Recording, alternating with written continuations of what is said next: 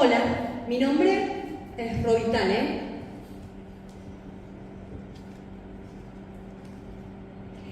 Mi nombre es Robitale, soy cantante, soy psicóloga, vivo con trastorno obsesivo compulsivo severo, soy neurodivergente.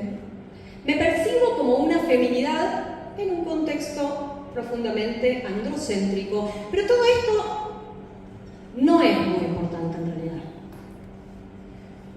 Porque acá lo único importante y lo que yo vengo a transmitirles es que estoy re loca. Básicamente, a mí me enseñaron que estoy completamente loca. Es más,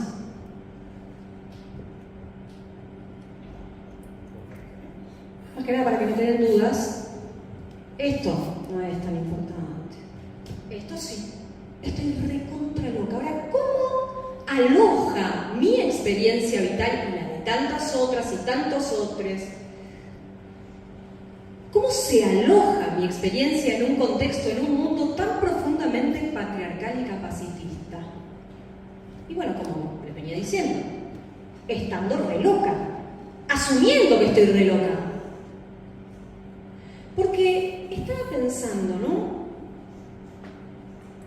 Las mujeres neurodivergentes padecemos un doble estigma. Y antes que me rete porque hablo difícil, porque todo el tiempo me reta porque hablo difícil, voy a definir 3 términos súper importantes. ¿Por qué padecemos un doble estigma en un mundo completamente neurotípico, capacitista, patriarcal? ¿Qué es ser neurotípico? ¿Qué es ser neurodivergente? ¿Alguien sabe? Neurotípico. Neurotípica es la persona cuyo funcionamiento mental, cuyo funcionamiento neurológico, psicoemocional, se ajusta a los parámetros entendidos como normales. Eso sería una persona neurotípica. ¿Se entendió? Ahí va. ¿Qué es una persona neurodivergente? Lo contrario. La re loca. Bueno, ¿qué es una persona neurodivergente? Justamente es una persona que no se ajusta exactamente lo contrario a esos parámetros definidos de manera sociocultural como parámetros normales de funcionamiento mental, de funcionamiento neurológico, psicoemocional, llámenlo como quieran. También dije capacitista. ¿Alguien sabe qué es el capacitismo? Como el exitismo, pero de capacidad. Ajá, creativo, no está mal. El capacitismo es esa discriminación, esos prejuicios e ideas preconcebidas, esa discriminación contra las personas discapacitadas, contra las personas cuyo funcionamiento no se ajusta justamente a esta norma consensuada. Ese sería como el capacitismo en general. Y el cuernismo es la versión del capacitismo contra las neurodivergencias. Son opresiones estructurales, son cosas con las que vivimos cotidianamente cuando nos corremos un poquito o muchito de la norma, ¿no? Pero igual, ya sabemos que lo importante y lo que les vengo acá a decir, ¿qué es? Que estoy re loca. Yo no sé para qué hablo, para qué cuento todo esto, si en realidad lo único importante es que estoy re loca. Y la lista se autocompleta, la lista es mucho más larga, porque estoy re loca y soy frágil, y soy una caprichosa, soy insoportable, soy infumable. No se quieren ni acercar a mí si estoy recontra chapa. ¿Quién puede querer estar? ¿Quién puede quererme? Por eso nadie te contrata, Romina. ¿Sabes qué pasa, Romina? Vos cantás lindo, pero tu problema es la personalidad que tenés, ¿entendés? Sos complicada, Romina, sos complicada, no podés, pero no se puede, ¿viste? También vas a tener que quedarte cantando en tu casa porque no podemos trabajar, no labures con esa mina, es complicadísima. ¿Saben las veces que escuché este tipo de cosas? Porque no es lo mismo ser re loca que ser re loco, y mucho menos ser re loque. No es lo mismo. No estamos en igualdad de condiciones. ser neurodivergentes es bajo unas relaciones de poder y de dominación muy profundas, enraizadas en estructuras profundamente patriarcales. No es lo mismo ser loca que loco, no es lo mismo ser loca que loco que loque, no es lo mismo. No es lo mismo. Tomemos, por ejemplo, la condición del espectro autista. La condición del espectro autista, y decimos aquí lo mismo, no es lo mismo ser varón autista que ser mujer autista, que ser una disidencia sexogenérica autista. No es lo mismo. Por ejemplo, vamos a las estadísticas. De cada 3 varones autistas hay solo una mujer autista. ¿Y esto por qué es? ¿Realmente hay tantos más varones autistas que mujeres autistas? ¿Ustedes qué piensan? ¿Tanto varón autista y tan poquita mujer autista? Bueno, no. Estos resultados sesgados tienen que ver justamente con esas violencias patriarcales y esa reproducción de esos sesgos y esas asimetrías y esos mitos de género que tanto conocemos, ¿sí? Y vamos a explicar por qué. Por ejemplo, los test de diagnóstico en autismo están formulados y pensados para un modelo de procesamiento mental típicamente masculino. Por lo tanto, miden mal los rasgos autísticos en mujeres. Por otro lado, hay un montón de características, ¿sí?, de personalidad que podrían corresponder con personas autísticas que se naturalizan en las mujeres. Porque claro, las nenas es normal que jueguen más aisladitas y las nenas son más tímidas y las nenas, ¿sí?, y las mujeres. Entonces, ¿qué ocurre? Se naturalizan rasgos, características que podrían ser coordenadas diagnósticas para justamente una buena evaluación, por ejemplo, de la condición del espectro autista. En tercer lugar, el famoso masking, el enmascaramiento.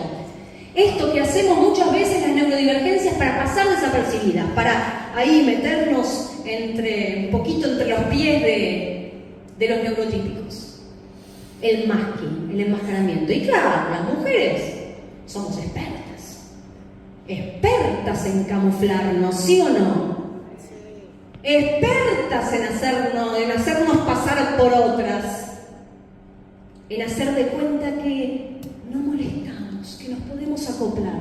Entonces ahí tenemos un doble masking, el masking que como mujeres habitualmente estamos acostumbradas a hacer y el masking que como neurodivergencias también estamos acostumbradas a desarrollar. Pero el problema es que ese doble masking tiene efectos, tiene consecuencias, tiene un costo psicoemocional para nosotros. Y si vamos al TOC, a la re loca que tienen aquí enfrente, en el TOC, por ejemplo, las mujeres están a un riesgo 1.6 veces mayor de experimentar TOC que los varones. Además, son más propensas a tener comorbilidades crónicas. Además, suelen tener el doble de policomorbilidades. Además, tienen el diagnóstico, por supuesto, más tardío. ¿Sí? Otra vez lo mismo, ¿no?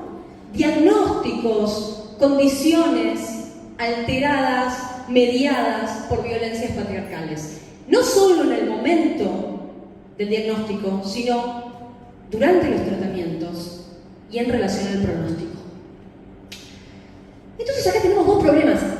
Uno que tiene que ver justamente con la discriminación por razón de género, ya la conocemos de memoria, y otro problema que tiene que ver con la discriminación por razón de funcionamiento mental.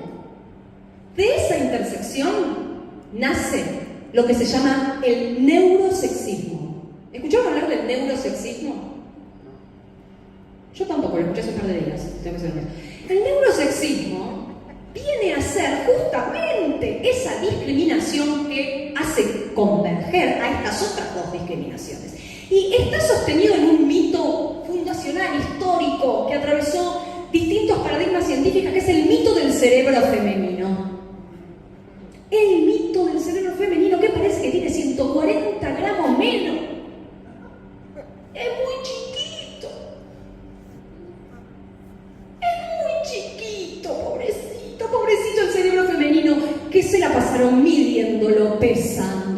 sopesándolo, comparándolo, cotejándolo, disecándolo, a ver, para que realmente quede claro y tenga evidencia científica la premisa de que el cerebro femenino es inferior,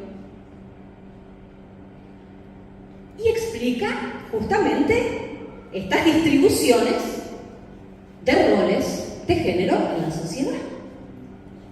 Si es un cerebro más inútil y bueno, habrá que ubicar a estas mujeres en roles más inútiles. Toda la vida la ciencia intentó corroborar esta teoría, desde la frenología hasta los diagnósticos por imágenes. El mito de los 140 gramos más liviano. Claro, pero de esta intersección también, y como respuesta ético-política, nace el neurofeminismo. De eso seguro lo escucharon hablar, porque yo también hace 2 días, ¿no? O sea, ni idea. ¿Alguien sabe? ¿Alguna experto o experta en neurofeminismo en la sala? A partir de ahora todas, todos. Ahí la bandera del neurofeminismo. El neurofeminismo es justamente la lucha contra la norma cis heteropatriarcal cuerda. Toma pa' vos. Es la lucha contra el privilegio neurotípico. Suena bien, ¿eh? Yo ya me cansé la remera, la bandera, arranco para la Plaza de Mayo. El neurofeminismo, y esto lo digo fuera de chiste, es una resistencia que en este momento estamos encarnando. ¿Por qué? ¿Por qué? Porque esto que estamos haciendo son nuestros gestos micropolíticos de resistencia a la exclusión. Porque en lugar de quedarnos sentadas y sentadas en los rinconcitos que nos fueron asignados para habitar, estamos aquí hoy reunidas, expresando desde estos gestos micropolíticos un cuerpo colectivo, un cuerpo que resiste, un cuerpo que resiste al arrase de estos sistemas violentos y estructurales que nos han indicado que nuestro cerebro es más inútil, más pequeño. Estamos resistiendo colectivamente y construyendo este neurotransfeminismo, porque debemos pensar en todas las disidencias sexogenéricas que, atravesadas por las violencias patriarcales, sufren dobles, triples, cuádruples estigmas a la hora de sus diagnósticos, a la hora de su acceso a los tratamientos, a la hora de su inclusión en las actividades colectivas. Y en este sentido, a mí me emociona poder pensar que yo desde mi lugar de recontraloca estoy acá parada y ustedes me están escuchando y estamos pensando juntos en esa resistencia colectiva neurofeminista.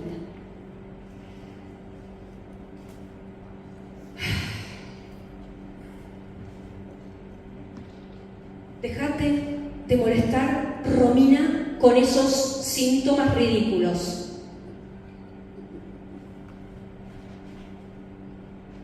Dos para adelante, dos para atrás.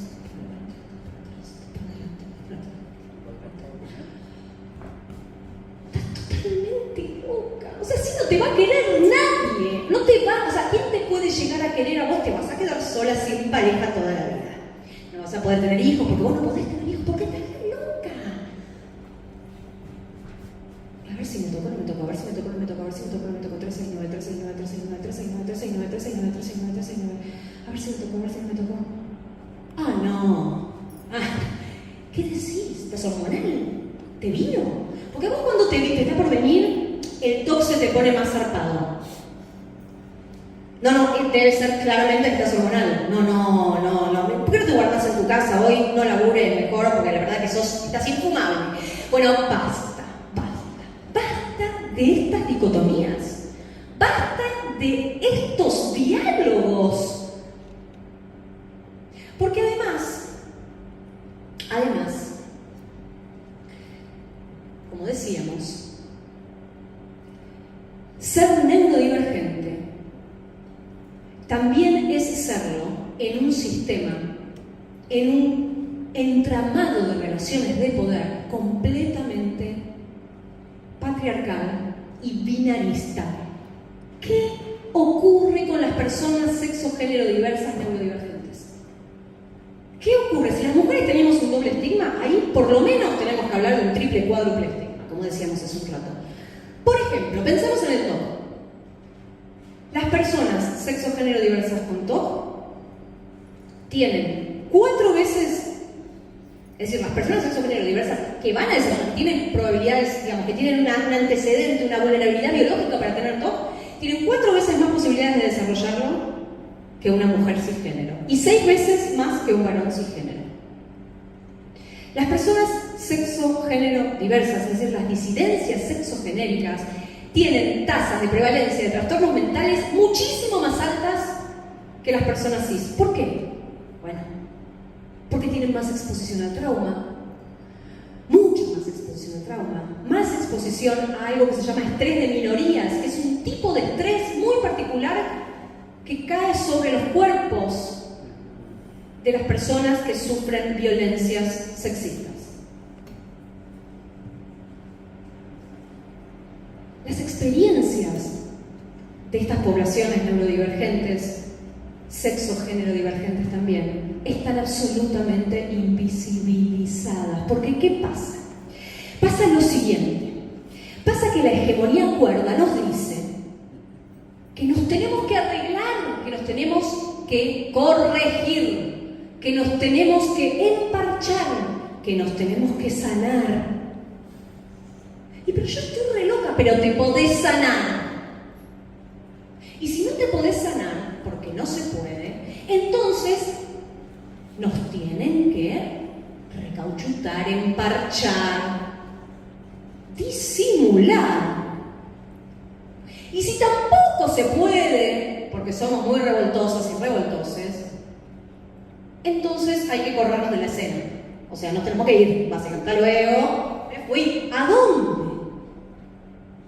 Y entonces, por ahí hay que encerrarnos, por ahí hay que ceñirnos, por ahí hay que ubicarnos en escenarios invisibles,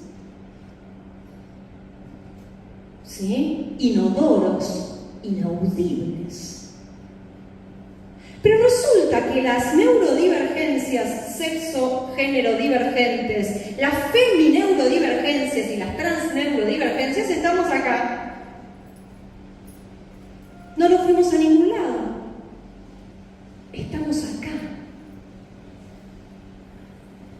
¿Y cómo hacemos entonces para resistir a esta patologización permanente, a esta naturalización de nuestros rasgos sintomáticos? ¿Cómo hacemos?